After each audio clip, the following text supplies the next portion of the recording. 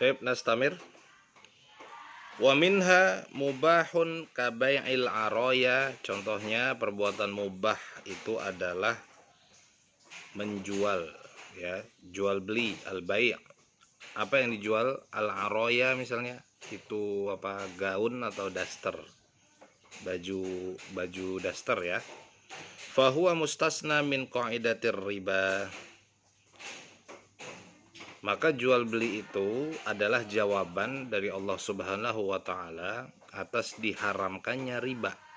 Karena dulu pada zaman jahiliyah sebelum Islam turun, orang-orang Yahudi itu gemar sekali yang namanya riba. Mereka kira itu jual beli. Maka turunlah ayat Allah, wa ahalallahu al-bai'a wa harramar riba. Bagaimana contoh riba itu? Kullu ziyadah, setiap ada tambahan dalam transaksi itu sebenarnya perlu dicurigai, itu bisa jadi riba atau berpotensi riba. Walaupun tidak semuanya, ya. Dulu orang Yahudi itu menukar kurma kering dengan kurma basah misalnya. Nah, kurma yang dia tukar di bagian bawahnya, bawah karung itu jelek, di atasnya yang bagus. Ini salah satu contoh riba. Nah, orang ketika itu tidak akan curiga bahwa kurma yang mereka tukar, ya, dengan orang Yahudi tadi, mereka kira itu bagus karena kurma kering maka bisa bertahan sampai 1 tahun. Maka dimasukkan gudang. Setelah 6 bulan mungkin atau setelah 1 tahun dilihat ternyata kurmanya itu busuk yang bawah, yang atasnya masih bagus. Nah, inilah yang salah satu contoh dari perbuatan riba. Taib. Wa minha makruh. Ada juga perbuatan makruh. Kal jam'i bainas sholataini indal haraj. Tarkuhu aula. Ada juga perbuatan makruh seperti menjamak 2 sholat dalam kondisi haraj itu dalam kesulitan, ya. Maka lebih baik meninggalkan sholat jamak tadi, ya. Jadi sholat jamak itu misalnya lagi macet ini, kita nyupir macet, sholat waktu maghrib biasanya pulang kerja. Yang jadi perdebatan sekarang ini, gimana saat saya pulang kerja di maghrib masih jalan, sudah jam 6:30 lebih, kita masih macet di jalan, apakah saya boleh menjamak sholat? Mayoritas ulama menjawab tidak boleh menjamak sholat kalau alasannya adalah macet. Yang paling betul adalah berhenti sejenak, apa di pom bensin atau di musola, kemudian melaksanakan sholat maghrib. Walaupun ada sedikit pendapat yang membolehkan untuk menjamak karena alasan macet, ya. Maka dalam hal ini, ya, mayoritas ulama termasuk penulis buku ini menganggap menjamak 2 sholat dalam kondisi selain musafir tadi, haraj, ya, ini hukumnya makruh begitu. Maka yang lebih awal, yang lebih dikedepankan adalah tidak menggabungkan 2 sholat atau meninggalkan jamak antara 2 sholat ketika macet misalnya. Wa kal fitar lil musafir alladzi la yashukku alaihi shaum inda man yaqul inna shauma afdal. Seperti juga fitar, berbuka puasa lil musafir, untuk musafir, alladzi la yashukku alaihi as-shaum inda man yaqul inna shaum afdal. Orang yang dibolehkan, ya, yang musafir dibolehkan tidak berpuasa, ada 2 hal yang perlu diperhatikan. Pertama, masafah atau jaraknya. Jaraknya minimal seperti jarak dibolehkannya qashar sholat. Berapa itu? Sekitar 120 farsakh atau 85-an kilometer. Yang kedua adalah masyaqqah atau level kesulitan perjalanannya. Karena sekarang ada perjalanan 120 farsakh, contohnya dari Jakarta ke Cirebon misalnya, atau lebih jauh lagi lah, di atas 100 kilo ke Pekalongan.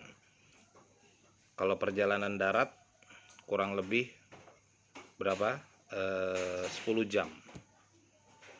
Tetapi saat ini ada pesawat misalnya, atau ada kereta. Kalau dengan perjalanan bis tadi 10 jam, kalau perjalanan kereta ternyata hanya 4 jam. Atau kalau naik pesawat malah hanya setengah jam atau 1 jam. Ustadz pernah itu dari Solo ke Jakarta naik bis ya 13-14 jam. Tapi dari Solo ke Jakarta naik pesawat itu hanya 1 jam. Pertanyaannya, boleh nggak saya jamak sholatnya? Boleh nggak saya kalau kebetulan lagi puasa Ramadan nggak puasa? Nah di sini ada dua hal tadi, masyaqqah dengan masafah. Secara masafahnya boleh, jaraknya boleh. Tetapi masyaqqahnya kalau naik pesawat ini nggak ada masyaqqah, tidak ada kesulitan, ya kan? Tinggal datang ke bandara, duduk 1 jam sampai,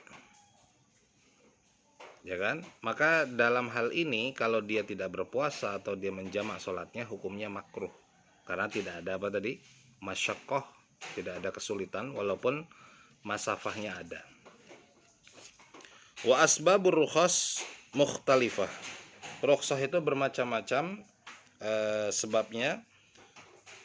Minha as-safar, al-marad, al-ikrah, al-jahl, an-naqsul hukmi karraqi, wa naqsul aqli awil badan, wal usru wal masyaqqah, wa qatarakhusi al-mustahadah, wa man bihi as-salis, wa umumul balwi, wa qatarkhis bil hukmi bi taharati tinis syawari wa taharatil hirrah wa nahwiha. Ada beberapa penyebab rukhsah.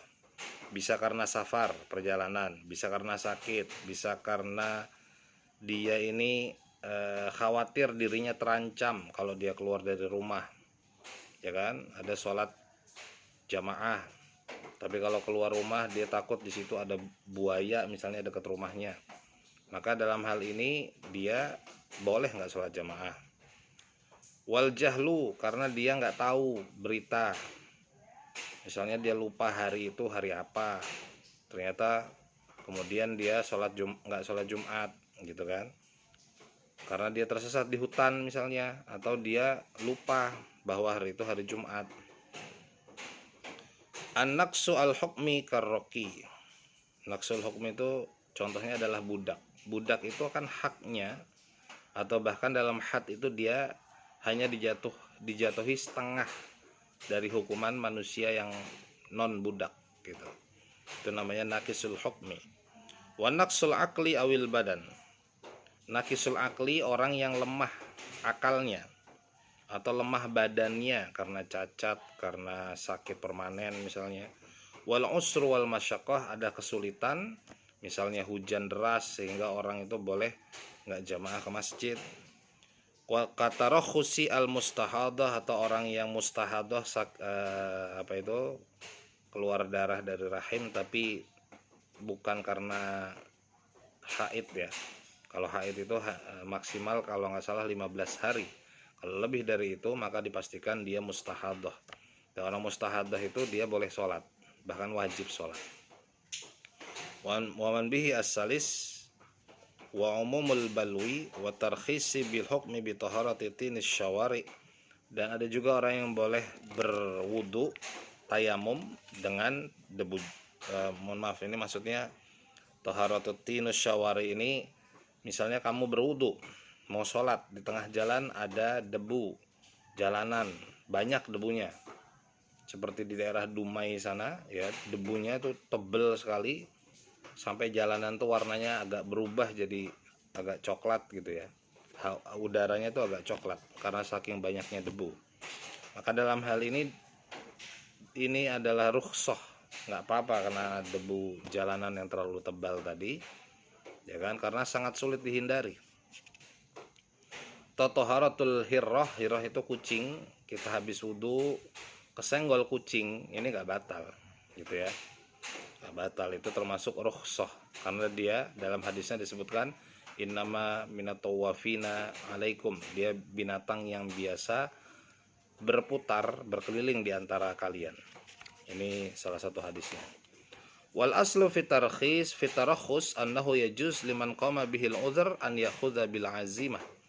Nah, hukum aslinya dalam rukhsah itu boleh liman qama bilang udzur, barang siapa yang mendapatkan udzur kemudian an ya'khudha bil azimah wa an ya'khudha bi rukhsah. Intinya rukhsah itu tidak wajib diambil. Walaupun kamu punya masyaqqah dalam safar dari Jakarta ke Solo misalnya tadi, naik mobil perjalanan darat 13 jam, tapi waktu zuhur kamu pengen berhenti, sholat 4 rakaat. Nanti masuk asar berhenti lagi, sholat 4 rakaat. Habis itu maghrib berhenti lagi, sholat 3 rakaat. Ini enggak masalah. Jadi rukhsah itu tidak wajib diambil, gitu ya. Wa yatarajjah ahadul amrayni fayakunu afdal minal akhar li zarfin yaqtadihi. Yatarajjah, maka akan nampak jelas salah satu dari dua perkara ini. Fayakunu afdal minal akhar. Kemudian menjadi afdal di antara dua hal yang tadi. Li zarfin yaqtadihi, karena ada hal yang kita kerjakan. Wala yajibu al-akhdhu bi rukhsah illa bidalil. Tetapi juga hati-hati dalam memahami rukhsah, karena tidak semua ibadah itu ada rukhsahnya kecuali ada dalilnya, ya. Biqaulihi ta'ala wala taqtulu anfusakum, janganlah kalian mencelakakan diri kalian. An-Nisa ayat 29. Alladzi yamna'u tarku aklil maitah liman khasyal halak. Misalnya orang tersesat di hutan tadi, kemudian nggak ada makanan, kalau adanya ular, atau biawak misalnya. Tapi kalau dia makan, dia khawatir juga nanti saya bisa mati misalnya. Atau orang yang berobat lah ya, berobat katanya obatnya itu adalah ular misalnya, daging ular. Kalau dia khawatir malah mencelakakan dirinya, lebih baik itu dihindari, gitu ya. Apalagi nggak ada dalilnya, gitu kan. Fayakunul aklu hinaidin rukhsah wajibah. Nah, itu tadi penjelasannya. Maka lebih baik tidak makan sesuatu yang atau meminum sesuatu yang menurut dokter misalnya itu bahaya, tapi kita terpaksa harus makan. Lebih baik kita meninggalkan itu. Lalu terus bagaimana? Cari yang lain. Mungkin nanti akan ketemu ayam hutan gitu ya. Mungkin akan ketemu buah apa, atau minum dulu gitu ya. Kalau khasyah minal halak, kalau kita takut mati keracunan nanti. Aku qouli hadza wa astaghfirullah li wa lakum min sairil muslimin wal muslimat, astaghfiru innahu huwal ghafurur rahim. Ma'an najah. Assalamualaikum warahmatullahi wabarakatuh.